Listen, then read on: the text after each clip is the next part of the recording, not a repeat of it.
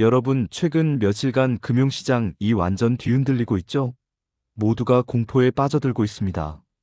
비트코인, 금, 은 동시에 하락했으나 유독 은만 완전히 끝난 자산으로 되어버렸습니다. 최고 돌파 온스당 116달러에서 80달러까지 무려 30% 가까이 폭락했습니다. SNS에는 손절 인증이 쏟아지고 있습니다. 은은 역시 배신한다. 또 개미들만 물렸다. 은 투자는 영원한 실패작이다. 이런 댓글들로 가득합니다. 그런데 저는 오늘 여러분께 질문을 던지고 싶습니다. 정말 그럴까요? 이 폭락이 정말 은의 가치가 무너진 걸까요? 아니면 우리가 보고 있는 가격 자체가 거대한 착시는 아닐까요? 더 정확하게 질문하겠습니다. 만약 은의 근본 가치가 무너진 게 아니라면? 만약 이 폭락이 가격 조작의 결과라면? 만약 지금이 공포가 먼저 반영된 상태일 뿐이라면? 오늘 영상에서는 은값 폭락의 진짜 원인과 왜 모두가 은을 버릴 때 오히려 주목해야 하는지 그 충격적인 진실을 낱낱이 파헤쳐 보겠습니다. 먼저 이번 은값 하락의 진짜 원인부터 정확히 짚고 넘어가야 합니다. 많은 사람들이 이렇게 생각합니다. 광산에서 갑자기 은이 쏟아져 나온 거 아니야? 산업 수요가 사라진 거 아니야? 은이 더 이상 필요 없어진 거 아니야? 전부 틀렸습니다. 완전히 틀렸습니다. 이번 하락의 핵심은 딱 하나입니다. 종이로 된 은이 한꺼번에 청산됐기 때문입니다. 실물 은이 아니라 종이 계약이 무너진 겁니다. 지금 제가 충격적인 사실 하나를 알려드리겠습니다. 우리가 매일 보는 은 가격, 그 가격의 대부분은 실제 은괴로 결정되는 게 아닙니다. 선물, ETF, 옵션, 파생상품 같은 종이 계약으로 결정됩니다. 더 충격적인 건 이겁니다. 거래소에서 거래되는 은의 양은 실제 존재하는 물리적 은의 양보다 수백 배 많습니다. 무슨 말이냐고요? 없는 은을 팔고 사는 겁니다. 종이로만 존재하는 은을 말이죠. 작동 원리를 설명하겠습니다. 은 가격이 급등하면 거래소는 즉시 마진 비율을 올립니다.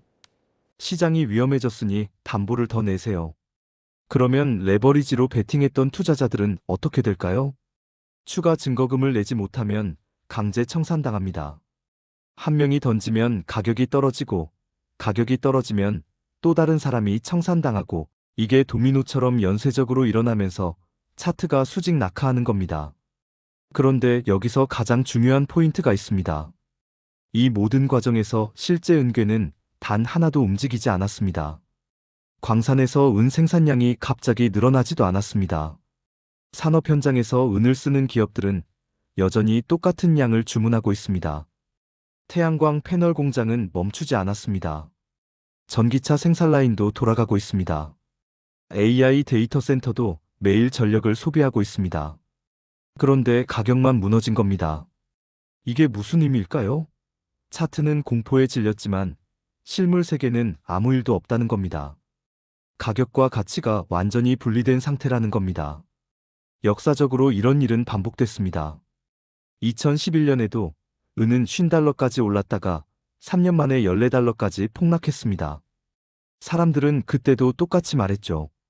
은은 끝났다. 그런데 어떻게 됐습니까? 2020년 이후 다시 30달러를 돌파했습니다. 왜 이런 일이 반복될까요? 은 시장의 90% 이상이 투기 자본으로 돌아가기 때문입니다. 실물 수요는 10%도 안 됩니다. 그러니 투기꾼들이 던지면 가격은 폭락하지만 정작 은을 정말 필요로 하는 사람들은 계속 사고 있는 겁니다. 이게 첫 번째 진실입니다. 이 폭락은 은의 가치가 무너진 게 아니라 종이 시장이 무너진 겁니다. 여기서 사람들이 범하는 가장 치명적인 착각이 있습니다. 은을 아직도 귀금 속으로만 본다는 겁니다. 금의 저렴한 버전, 그냥 반짝이는 장신구 정도로 생각합니다. 완전히 틀렸습니다. 지금 은의 정체성은 완전히 바뀌었습니다.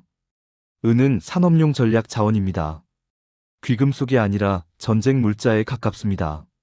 태양광 패널 하나를 만들려면 은이 필수입니다. 전기차 한 대에도 평균 30g의 은이 들어갑니다. AI 데이터 센터를 돌리려면 막대한 전력이 필요하고 그 전력을 효율적으로 전달하려면 은이 필요합니다. 왜 하필 은일까요? 은은 모든 금속 중에서 전기 전도율이 가장 높습니다. 구리보다 6% 높고 금보다도 높습니다. 열전도율도 최고입니다. 그래서 전기가 흐르는 곳, 열이 발생하는 곳에는 반드시 은이 필요합니다. 특히 태양광 산업이 치명적입니다. 태양광 패널의 효율을 1%만 올리려고 해도 은 사용량은 급격히 늘어납니다. 대체제가 아예 없는 건 아니지만 구리로 대체하면 효율이 떨어지고 다른 소재는 가격이 더 비쌉니다. 숫자로 보겠습니다. 2024년 기준 전 세계 은 수요의 약 50%가 산업용입니다. 10년 전만 해도 30%였습니다. 그리고 이 중에서 가장 빠르게 성장하는 분야가 태양광과 전기차입니다. 국제에너지기구 IEA 보고서에 따르면 2030년까지 태양광 발전 용량은 지금의 3배 이상 늘어날 것으로 예상됩니다. 전기차 판매량도 매년 20% 이상 증가하고 있습니다. 이게 의미하는 건 뭘까요? 은 수요는 앞으로 폭발적으로 증가할 수밖에 없다는 겁니다. 더 중요한 건 이겁니다. 은은 이제 있으면 좋은 재료가 아니라 없으면 생산이 멈추는 재료가 됐습니다. 선택이 아니라 필수가 된 겁니다. 그러니까 은의 정체성 자체가 바뀌었습니다. 투자 상품에서 전략 물자로, 장신구에서 산업자원으로, 금의 동생에서 독립적인 필수 재료로. 이게 두 번째 진실입니다. 은을 금처럼 보면 안 됩니다. 은은 이제 석유, 구리, 리튬과 같은 카테고리에 있습니다. 금은 캐서 쌓아둡니다. 중앙은행 금고에, 은행 지하실에, 개인 금고에 보관합니다. 그래서 인류가 지금까지 캔 금의 약 80% 이상은 아직도 지구 어딘가에 남아 있습니다. 금은 재활용이 가능하고 녹여서 다시 쓸 수 있습니다. 하지만 은은 완전히 다릅니다. 은은 쓰입니다. 그리고 대부분 다시 돌아오지 않습니다. 태양광 패널 안에 들어간 은을 생각해 보세요. 패널 한 장에 약 20g의 은이 들어갑니다. 이 패널의 수명은 25년에서 30년입니다. 30년 후 폐기할 때 이 은을 다시 회수할 수 있을까요? 기술적으로는 가능합니다. 하지만 경제적으로는 불가능합니다. 패널을 분해하고 화학 처리하고 은을 추출하는 비용이 새로 은을 캐는 것보다 비쌉니다. 그래서 대부분 그냥 버려집니다. 스마트폰도 마찬가지입니다. 회로 기판에 은이 쓰입니다. 전 세계적으로 매년 15억 대 이상의 스마트폰이 생산되고 비슷한 양이 폐기됩니다. 이론적으로 엄청난 양의 은이 들어있지만 회수되는 건 극히 일부입니다. 즉, 은은 사용할수록 지구에서 점점 사라지는 자원입니다. 금과 달리 순환되지 않습니다. 여기서 더 심각한 문제가 있습니다. 공급 구조입니다. 전 세계 은 생산량을 보겠습니다. 연간 약 27,000톤 정도 생산됩니다. 그런데 이 중에서 순수하게 은만 캐는 광산에서 나오는 은은 30%도 안 됩니다. 나머지 70% 이상은 구리, 아연, 납, 금을 캘 때 같이 나오는 부산물입니다. 이게 무슨 의미일까요? 은값이 아무리 올라도 은만 더 캐자가 불가능하다는 겁니다. 구리 수요가 있어야 구리 광산이 돌아가고 그때 은이 같이 나오는 구조니까요. 더 큰 문제는 새로운 광산 개발입니다. 광산 하나를 개발하려면 최소 10년 이상 걸립니다. 탐사하고 인허가 받고 설비 구축하고 그러면 10년입니다. 그러니까 지금 은 수요가 폭발해도 공급은 바로 늘어나지 않습니다. 정리하겠습니다. 수요는 매년 증가하고 쓰면 사라지고 공급은 쉽게 늘어나지 않습니다. 이게 은 시장의 구조적 특징입니다.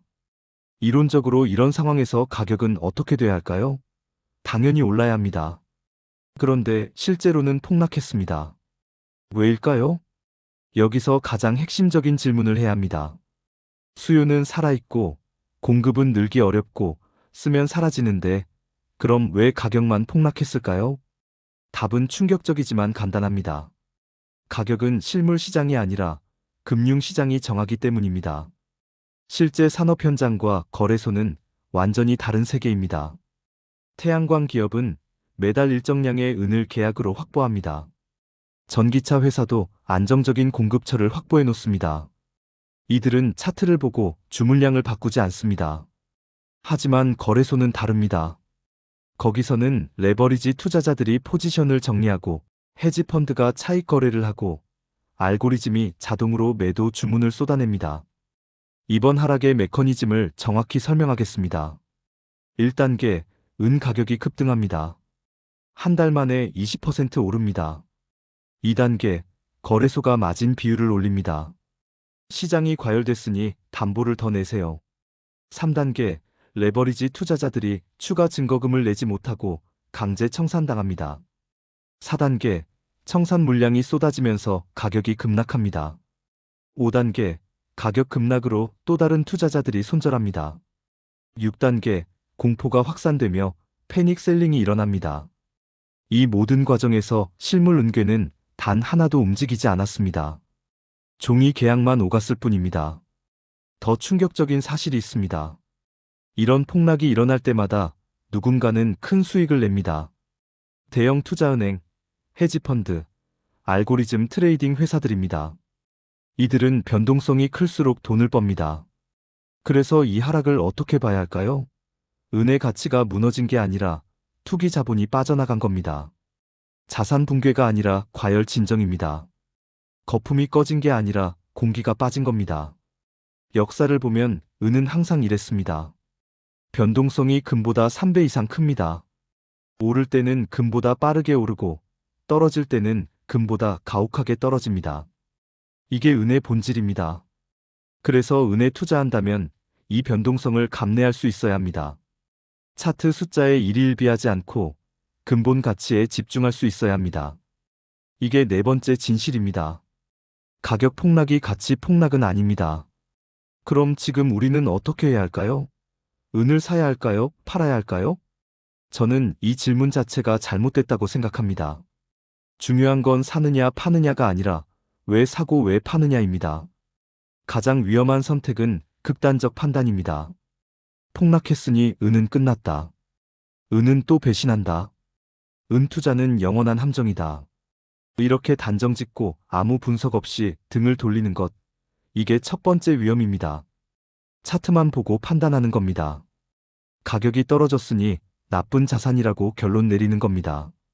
하지만 가격과 가치는 다릅니다. 단기 가격은 공포와 탐욕이 만들지만 장기 가치는 근본적 필요성이 만듭니다. 반대로 똑같이 위험한 선택이 있습니다. 무조건 폭등한다. 지금이 완벽한 바닥이다. 몰빵하면 큰돈 번다. 이러면서 아무 생각 없이 전 재산을 쏟아붓는 것, 이것도 똑같이 위험합니다. 시장에는 확실한 건 없습니다. 은이 다시 116달러로 갈 거라는 보장도 없고 $50로 떨어질 거라는 보장도 없습니다. 미래는 아무도 모릅니다. 그럼 어떻게 해야 할까요? 구조를 이해해야 합니다. 은이 왜 필요한지, 어디서 쓰이는지, 공급은 어떤 상황인지, 수요는 어디서 오는지, 가격은 어떤 메커니즘으로 움직이는지. 이걸 알고 판단하는 거랑 모르고 판단하는 건 완전히 다릅니다. 전자는 투자고 후자는 도박입니다. 역사적으로 은에는 한 가지 명확한 패턴이 있습니다. 항상 마지막에 움직인다는 겁니다. 2020년을 보겠습니다. 3월에 코로나 팬데믹이 터지자 모든 자산이 폭락했습니다. 그 다음 무엇이 먼저 회복했을까요? 주식이었습니다. 나스닥은 6월에 이미 신고가를 찍었습니다. 그 다음은 금이었습니다. 금은 8월에 온스당 $2,000를 돌파하며 역사적 고점을 기록했습니다. 그럼 은은? 은은 한참 뒤인 2020년 후반부터 움직이기 시작했습니다. 그리고 2021년 초에 폭발적으로 올랐습니다. 왜 이런 패턴이 반복될까요? 은은 금과 달리 산업 자산이기 때문입니다. 금은 안전자산입니다. 위기가 오면 제일 먼저 움직입니다. 사람들이 달러, 주식, 채권을 팔고 금으로 피신합니다. 하지만 은은 다릅니다. 은은 실물 경제가 돌아가야 수요가 폭발합니다. 공장이 돌아가고 태양광 패널이 설치되고 전기차가 생산돼야 은이 필요합니다. 그래서 경제 사이클에서 은은 항상 후행 지표입니다. 경기가 회복되고 산업이 활성화되면 그때 은 수요가 터지는 겁니다. 은은 항상 마지막에, 그리고 가장 폭발적으로 움직였습니다. 은은 지금 기회도 아니고 위기도 아닙니다. 은은 산업 구조가 바뀌고 있는 자산입니다. 단기 가격은 차트가 결정합니다. 레버리지 투자자들이 던지면 떨어지고 매수 주문이 들어오면 오릅니다. 이건 소음입니다. 하지만 장기 가치는 현실 세계의 필요성이 결정합니다. 산업이 은을 필요로 하면 수요는 증가하고 공급이 부족하면 가격은 올라갑니다. 이게 신호입니다. 그래서 은을 볼 때는 가격이 아니라 이 질문을 던져야 합니다. 앞으로 전기와 에너지는 더 필요해질까? 답이 예스라면 은 수요는 증가합니다. AI와 친환경 산업은 멈출까? 답이 아니오라면 은은 계속 필요합니다. 데이터 센터와 전기차 생산은 줄어들까? 답이 아니오라면 은 소비는 가속화됩니다. 태양광 발전은 후퇴할까? 답이 아니오라면 은 사용량은 폭발합니다. 만약 이 모든 질문의 답이 산업은 계속 성장한다라면 지금의 은 시장은 공포가 먼저 반영된 상태일 뿐입니다. 본질적 가치는 그대로인데 가격만 앞서 무너진 상황이라는 겁니다. 물론 반대 시나리오도 가능합니다. 글로벌 경기 침체로 산업 수요가 붕괴할 수도 있습니다. 새로운 기술이 나와서 은을 대체할 수도 있습니다. 그러면 은 가격은 더 떨어질 수 있습니다. 아무도 미래를 알 수 없습니다. 하지만 적어도 이것만은 확실합니다. 지금 은값 하락의 이유가 은이 필요 없어져서는 아니라는 것. 폭락한 가격만 보고 판단하지 마세요. 은은 지금 가장 오해받는 자산입니다. 차트 숫자와 실제 가치는 다릅니다. 투기와 투자는 다릅니다. 공포와 기회는 종이 한 장 차이입니다. 시장이 패닉에 빠졌을 때 필요한 건 맹목적 낙관도 아니고 절망적 비관도 아닙니다. 냉정한 분석입니다. 은의 근본 가치는 무너지지 않았습니다. 산업 수요는 살아있습니다. 공급 한계는 여전합니다. 단지 투기 자본이 빠져나갔을 뿐입니다. 이게 끝일까요? 시작일까요? 아무도 모릅니다. 하지만 최소한 우리는 무엇을 보고 있는지는 알아야 합니다. 이 영상이 도움이 되셨다면 구독과 좋아요는 큰 힘이 됩니다. 감사합니다.